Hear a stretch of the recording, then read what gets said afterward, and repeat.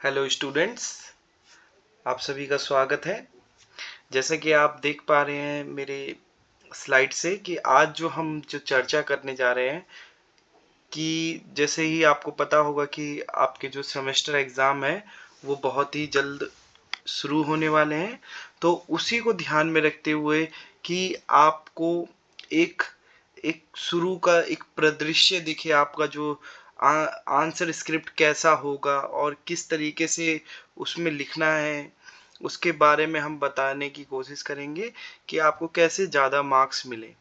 क्योंकि देखिए, after all जो अंतिम जो ये है कि आप ये 3 घंटे के एग्ज़ाम में या 2 घंटे के एग्ज़ाम में कितने अच्छे से आप अपने उत्तर को सामने वाले एग्जामिनर को प्रस्तुत कर पाते हैं, उसी आधार पे आपको नंबर दिया जाता है। जैसा कि हमने देखा कि एनएपी के तहत कॉन्टिन्यूस इवैल्यूएशन आ गया है कि आपका इंटरनल ही इतना ज़्यादा कर दिया है कि आप उसमें भी अच्छे मार्क्स कर सकते हैं। उसके साथ साथ एक्सटर्नल का भी महत्व व प्रासंगिकता भी बनी हुई है। अलग अलग कोर्स अलग अलग तरीके का पेपर सेट करेंगे, कोई किसी का 50 मार्क्स का है, किसी का 75 मार्क्स का है। तो एक्सटर्नल का खासियत यह है कि आप किस तरीके से अपने आंसर को भुना पाते हैं, किस तरीके से प्रेजेंट कर पाते हैं, उसके ऊपर आपको थोड़ा सा नॉलेज होना चाहिए कि आप क्या लिख रहे हैं, क्या चीज़ कैसे मैं अच्छे से एग्जामिनर को बता सकूं। तो उसी परिदृश्य में आज जो मैं आपके सामने जो प्रस्तुत कर रहा हूँ कि आप ये देख पा रहे होंगे, ये दिल्ली यूनिवर्सिटी का ये आंसर स्क्रिप्ट इस तरीके का होता है। तो आप सब देख पा रहे होंगे कि जैसे ये है, यहाँ पे आपको अपना रोल नंबर, वो रोल नंबर मिलना है जो आपका यूनिवर्सिटी ने जो रोल नंबर दिया है वो। और यहाँ जो सेकंड सेक्शन है इसमें आपको डेट ऑफ बर्थ, बहुत सारे विद्यार्थी क्या करते हैं वो डेट ऑफ एग्जामिनेशन लिख देते हैं। ये आपका यूनिक पेपर कोड आ जाता है यहाँ पे, आप सब देख पा रहे हैं। फिर आपका विषय क्या है, बीए से हैं, बीए ऑनर्स से हैं, वो लिखना है। पेपर का क्या नाम है, जैसे बहुत सारे पेपर के नाम होते हैं, nationalism and colonialism in India, introduction to political theory, constitutional values and fundamental duties, इस तरीके के पेपर्स हैं। उसके बाद serial number of question paper, वो आपको जब क्वेश्चन पेपर जब मिलेगा आपको तो वहाँ पे सीरियल नंबर लिखा होगा। फिर जिस तारीख को एग्ज़ाम हो रहा है उस तारीख को लिखना होता है। फिर उसके बाद आप सेमेस्टर, आपका कौन सेमेस्टर में है उसके अंदर, अगर आप कोई एडिशनल सीट या फिर कोई एक्स्ट्रा सीट ले रहे हैं, जिसे बोलते हैं एलिमेंट्री सीट लेना या फिर एक्स्ट्रा सीट लेना, ठीक है, तो वो यहाँ पे आपको मेंशन करना होता है, यहाँ पर ये लिखा हुआ है, ठीक है। उसके बाद ये सेक्शन में आपको कुछ भी नहीं करना है, ये जो सेक्शन है इसमें आपको कुछ भी नहीं करना है, ठीक है। क्योंकि ये एग्जामिनर जब आपका जो सीट जमा हो जाएगा, फिर वो एग्जामिनर को जाता है, सेंटर पे जाते हैं, चेक करते हैं, तो वो यहाँ पे मार्किंग करेंगे आपके क्या नाम है यहाँ पर कि आपने कौन सा क्वेश्चन अटेम्प्ट करा है। तो जैसे ये क्वेश्चन नंबर्स हो गए, और यहाँ पे आपको ये मार्क्स देंगे कि कितने मार्क्स हैं, प्लस उनके साइन होते हैं। उसके बाद ये सेक्शन में भी आपको कुछ नहीं करना होता है, ठीक है। ये सेक्शन भी क्या है, ये एग्जामिनर, जो भी एग्जामिनर अपॉइंटेड है, 1 है, 2 है, 3 है, किसी में एडिशनल होता है, ठीक है। क्योंकि कई बार क्या होता है कि बहुत सारे बच्चे इम्प्रूवमेंट के लिए डालते हैं, तो वो उसके लिए है। तो इस सेक्शन में भी आपको कुछ नहीं करना है, ठीक है। ये सेक्शन भी कुल जो टोटल है वो, इसमें भी कुछ नहीं करना। ये वाला सेक्शन भी आपका जो जो जो टीचर अपॉइंट होता है, जो इन्विजिलेटर होता है, जो निगरानी करता है आप चीटिंग तो नहीं कर रहे हैं, आप अच्छे से एग्जाम लिख रहे हैं, आपको कोई परेशान नहीं हो रहा, तो ये उसका सेक्शन आ जाता है, ठीक है। और हम आपको बता दें कि ये जो दिल्ली यूनिवर्सिटी का जो आंसर स्क्रिप्ट होता है वो 24 पेजेस का होता है। आगे हम पेजेस भी दिखा देंगे। तो यहाँ पे 2-3 बातें ये हैं कि आप ये जो सेक्शन है इसको ज़्यादा इसमें काट छाट या फिर कुछ भी गलत मत बने, आराम से बैठिए, पेपर लीजिए, पेपर कोड होता है, उस पर सब चीज़ अवेलेबल होता है। किसी भी तरीके का हड़बड़ाना नहीं है। अभी बस 3 घंटा है, बहुत आराम से। और सबसे इम्पोर्टेंट बात यह है कि जैसे ही आपको पेपर मिले, 5 सेकंड का सांस लीजिए, अच्छा से ब्रीथ, माइंड को एकदम प्रिपेयर करिए, और उसके बाद 5 सेकंड के बाद आपको इंट्रोडक्शन पढ़ना है कि जो आपको पेपर है पर्टिकुलर, उसका इंट्रोडक्शन क्या है, कि वो आपसे 4 क्वेश्चन अटेम्प्ट करने की कह रहा है या 5 क्वेश्चन अटेम्प्ट करने की कह रहा है, वो ध्यान में पढ़ो, वो ध्यान में पढ़ना चाहिए हमेशा। जो इंट्रोडक्शन है, जो जो क्वेश्चन का जो इंट्रोडक्शन है, कि उसमें कितने कितने क्वेश्चन करने की कह रहा है, उसमें देखिए इंस्ट्रक्शंस में क्या दिया होता है कि सबसे पहले आपको, जैसे ही आपको क्वेश्चन पेपर मिले तो आप अपना रोल नंबर लिखें, फिर उसमें अटेम्प्ट कितना करना है। जैसे फॉर एग्जांपल कि पॉलिटिकल साइंस होता है, पॉलिटिकल साइंस में जनरली 4 क्वेश्चंस अटेम्प्ट करने होते हैं, अटेम्प्ट एनी 4। फिर उसके बाद देखो लैंग्वेज के बारे में लिखा होता है कि कैसे लैंग्वेज होता है, कि क्या आप हिंदी में लिखेंगे, क्या आप इंग्लिश में लिखेंगे। मगर यहाँ पे एक चीज़ यहाँ पे क्लियर रहता है कि दिल्ली यूनिवर्सिटी बहुत सारे कोर्सेज में आराम से, बिल्कुल किसी भी प्रकार का मतभेद नहीं है, वो हिंदी और इंग्लिश दोनों में अलाउ करता है, ठीक है। मगर यहाँ पे वो एक कंडीशन रखता है कि कोई भी, अगर आप पहला क्वेश्चन किसी भी लैंग्वेज में कर रहे हो तो आपको सभी क्वेश्चन का वही माध्यम रखना है, ठीक है। जो भी आपने एक माध्यम चुन लिया तो फिर आपके जितने भी तीसरे चौथे, पहला दूसरा तीसरा, जितने भी क्वेश्चन होंगे वो उसी माध्यम में होंगे, ठीक है। फिर उसके बाद मार्क्स बताएगा कि कौन कौन से कितने मार्क्स का क्वेश्चन है। तो जर्नली क्या होता है, जो पॉलिटिकल साइंस का होता है उसमें क्या होता है कि all questions carry equal marks, ठीक है।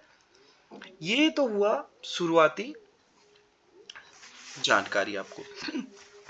अब आप सबके मन में बहुत सारे प्रश्न होंगे कि हम कैसे इसमें अच्छा करें, क्योंकि बहुत सारी चीज़ें होती हैं। आप सब जैसे अभी 12वीं पास करके आए हैं तो आपको पता नहीं है, कि आपको लगता है कि हाँ ये 5 नंबर का क्वेश्चन है तो आपको 5 पॉइंट में डेट्स इट खत्म करना है। थोड़ा सा इंट्रो, 5 पॉइंट, और कंक्लूजन खत्म। मगर दिल्ली यूनिवर्सिटी में जब आप एडमिशन ले लिए हैं, कोई भी कोर्स के लिए आप पर्टिकुलरली हो जा रहे हैं, तो उसके बाद थोड़ा सा चेंज हो जाता है। आप देखेंगे कि सिलेबस में हमें पंचायती राज भी पढ़ने को मिल रहा है, मगर हमारा अप्रोच बदल जाता है। अब हम 12वीं क्लास के नहीं है, हमें केवल फैक्ट्स को नहीं जानना है, अब उसके पीछे का डिबेट, उसका कंक्लूजन, उसके एनालिसिस पे काम करना है। तो हम केवल और केवल पंचायती राज का वो फैक्ट नहीं बताएंगे, जो तथ्य है वो नहीं बताएंगे कि इतने ये इस समय लागू हुआ, इस समय ये था, ठीक है। हम उसके चैलेंजेस बता पाएंगे, मतलब बहुत ही कॉन्टेम्पलेट, बहुत ही एनालिसिस वे में। तो देखिए आप सबके माइंड में यही क्वेश्चन होगा कि सबसे पहली बात कि बहुत सारी देखा गया है जनरली कि ज़्यादातर विद्यार्थियों के जो अंतिम परीक्षा होती है, जो जो एक्सटर्नल एग्जाम होता है, उसमें ज़्यादा नंबर्स क्यों नहीं आ पाते। तो इसका मेन रीज़न ये है कि आप अच्छे से जो रीडिंग प्रिस्क्राइब नहीं करी होती है दिल्ली यूनिवर्सिटी ने, आप क्या करते हैं, 10 ईयर पढ़ लेते हैं। 10 ईयर बिल्कुल भी मत पढ़िए। आपके टीचर्स हैं, टीचर से पूछिए, बुक्स के नाम पूछिए, बुक्स से पढ़िए। अगर नहीं समझ में आया तो टीचर से कंसल्ट करिए, ठीक है। और क्या है कि, और जितने भी थिंकर्स को आप पढ़ रहे हैं उनको, उनका नाम लिखें यहाँ पे। जैसे जितने भी थिंकर्स के अकॉर्डिंग कोई कोट है तो उसको नाम लिखकर उसको हेडलाइन में लिखिए, मतलब उसको एक रेफरेंस दीजिए कि आपका जो आंसर है ऐसे ही मनगढ़ंत आंसर नहीं है, आप एक रैशनल आंसर दे रहे हैं, आप उसके पीछे कोई तथ्य रख रहे हैं, आप अपना निष्कर्ष बनाने के लिए आप बहुत सारी चीज़ों को यूज़ कर रहे हैं, और उसके बाद आप अपना निष्कर्ष निकाल रहे हैं। जैसे कि रिसर्च में भी यही होता है कि हम सब रिसर्च करते हैं तो हम बहुत जिस जगह से रेफरेंसेस लेते हैं, मगर हम बताते हैं कि हम यहाँ पे ये रेफरेंस लेके, इससे क्या होता है, हमारी एक ऑनेस्टी पता चलती है, और एक हमारा अच्छा अच्छा तरीके से हम प्रेजेंट कर सकते हैं कि हाँ हमने ये वाला प्रिंसिपल यहाँ से ड्रॉ करा है। ठीक है। तो नंबर सबसे ज्यादा कैसे आएंगे आपके जो एक्सटर्नल एग्जाम है, कि आप सबसे पहले क्या करिए, अच्छे से अपने कोर्स को पढ़िए। दूसरा क्या है, आप डायग्राम्स के थ्रू बताइए, कोई चार्ट के थ्रू, कोई पिक्चर के थ्रू भी कंसेप्ट बनाने की, एक एक पिक्टोरियल वे में भी आप आंसर कर सकते हैं। आप माइंड मैपिंग के थ्रू भी आंसर कर सकते हैं, कि हाँ आपको लिखना भी है, ठीक है, लिखना भी है, मगर मैं माइंड मैपिंग के थ्रू मैं समझा सकता हूँ, मैं पिरामिड के थ्रू ये चीजें समझा सकता हूँ, पिक्टोरियल वे में मैं आंसर दे सकता हूँ या नहीं दे सकता। और आपको, आप अगर इन सब चीजों को अपनाएंगे और जितने भी थिंकर हैं किसी कंसेप्ट को लेकर उनके नाम लिखेंगे, तो डेफिनेटली आपके मार्क्स ज्यादा आएंगे। ये 100% सत्य है, ठीक है। दूसरा क्या है कि उत्तर लिखने का सही तरीका क्या है। उत्तर लिखने का सही तरीका क्या है, सबसे पहले आप एक भूमिका दीजिए, जिसे एब्स्ट्रैक्ट कहते हैं। कोई भी क्वेश्चन है, एक पहले जिस्ट दीजिए, एक पैराग्राफ या 2 पैराग्राफ में जिस्ट दीजिए। फिर उसके बॉडी पे आइए कि क्या क्या डिबेट है, क्वेश्चन क्या डिमांड कर रहा है, किस तरीके से इस क्वेश्चन में हम कितने रेफरेंसेस, कितने थिंकर्स को यूज कर सकते हैं। फिर उसके बाद एनालिसिस पार्ट में आइए। एनालिसिस में आपका क्या एनालिसिस है और थिंकर का क्या एनालिसिस है, वो चीजें जो डिबेट है, जो विश्लेषण में है, वो सब चीजें डिस्क्राइब करिए। फिर उसके बाद आइए कि चैलेंजेस, उसके बाद आप कंक्लूजन पे आइए। तो हार्डली आप आपको लगभग लगभग एक एक डिबेट के रूप में समझाना है, एक एक एक लाइवली डिबेट लगे कि हाँ आपको आता है, कंटेंट आपको क्लियर है और आप उसे प्रेजेंट कर पा रहे हैं विश्लेषण करके। क्योंकि देखिए यहाँ पे आपको कई बार फैक्ट नहीं पूछता है, आपका माइंड चेक करता है कि हाँ ये जो कंसेप्ट है, ये जो स्वराज का, गांधी का कंसेप्ट है, तो ये बच्चा किस तरीके से समझ पाया, किस तरीके से प्रेजेंट कर पाया, इसमें कौन कौन से रीडिंग्स को वो रेफर कर रहा है। एंथनी जे परेल की रीडिंग है, बहुत सारे थिंकर्स हैं, बहुत सारी रीडिंग्स हैं, किस किस चीजों को यूज करके वो अपना आइडिया बना पा रहा है, ठीक है, क्लियर है। उसके बाद तीसरा क्वेश्चन, कि क्या हमें ज्यादा सीट भरने से ज्यादा नंबर मिल लेते हैं। इसका जवाब तो हाँ और ना दोनों में है। अब मैं अगर सीटें भरूं जिसमें कुछ भी नहीं लिखा हो, ऐसे ही दुनियादारी वाली बातें लिखी हैं, तो क्या मुझे नंबर ज्यादा मिलेंगे? नहीं मिलेंगे। क्योंकि जो एग्जामिनर है, जो पेपर आपका चेक कर रहा है, वो देख रहा है, एक पैटर्न देख रहा है आपके आंसर में, ठीक है। तो प्लीज आप, और देखिए एक अच्छा आंसर आपका डिमांड करता है 7 to 8 पेजेस। 7 to 8 पेजेस का मतलब क्या है, कि जैसे ये जो आप देख पा रहे हैं, ये 1 पेज हुआ, ये 2 पेज हुआ, मतलब आगे पीछे को मिला के 7 to 8 पेजेस तक आप अपना आंसर लिखिए। देखिए आप 12वीं क्लास के बच्चे नहीं है, आप 12th पास कर चुके हैं, आप ग्रेजुएशन में आ रहे हैं। अब आपको चीजों को सीमित तरीके से नहीं समझना है, अब बड़े स्वरूप से समझना है। कि कोई भी चीज है तो हम केवल जो हमारे सामने प्रेजेंट हो रही है, केवल हम उस चीज को ना देखें, उसके पीछे डिबेट क्या है, वो जो आने का उसका संघर्ष, जैसे जैसे स्वतंत्रता का विचार है, इसके आने का संघर्ष क्या है, इस पे कितने सारे थिंकर्स ने ओपिनियन दिया है, कितनी तरीके की बात, ठीक है, कितने तरीके के डिबेट है, क्या एनालिसिस है, कॉन्टेम्परेरी डिबेट क्या है, ठीक है, कोई इवेंट्स को लेकर क्या डिबेट है, ठीक है। तो ये सब चीजें आपको मेंशन करनी। तो हाँ, सीटें ज्यादा आपको, जब आपका अच्छा आंसर जब आप लिखने की कोशिश करेंगे, तो आपको 7-8 पेज भी बहुत कम लगेंगे। क्योंकि आपके पास इतना सारा कंटेंट होगा, अगर अच्छे से आपने पढ़ाई करी है तो आपके पास इतना कंटेंट होगा कि आप लिख सकते हैं ज्यादा। उसके बाद क्या है, क्या हमें कलर पेन यूज करना चाहिए उत्तर लिखने के लिए? नहीं, केवल और केवल ब्लू पेन यूज करिए। और अगर कुछ स्पेसिफिक कोर्स है तो उसमें आप ब्लैक पेन से हेडलाइन को आप लाइट में रखने के लिए कर सकते हैं। तो 2 पेन का यूज करिए, नीला और काला।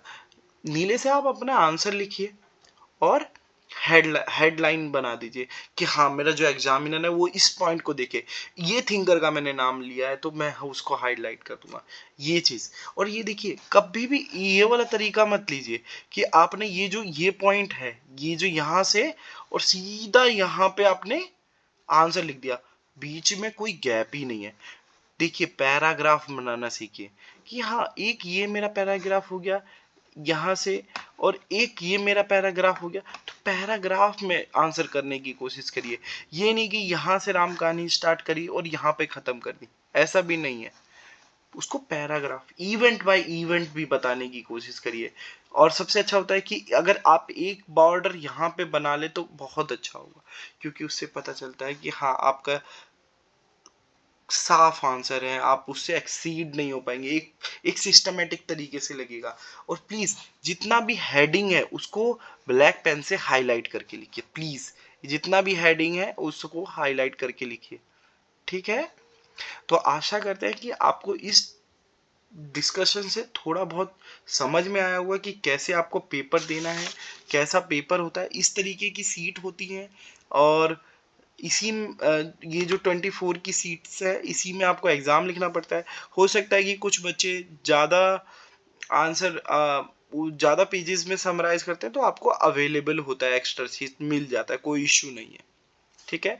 तो आशा करते हैं कि जो जो मैंने बात बताया आप उसको यूज़ करेंगे और आप अपने अच्छे अच्छे आंसर को प्रेजेंट कर पाएंगे, आप अच्छे तरीके से लिख पाएंगे। ये देखिए आफ्टर ऑल एक्सटर्नल का मतलब ये है कि आप जितना सीखे हैं आप उसको कैसे प्रेजेंट कर पा रहे हैं, कैसे इवेल्युएट कर पा रहे हैं।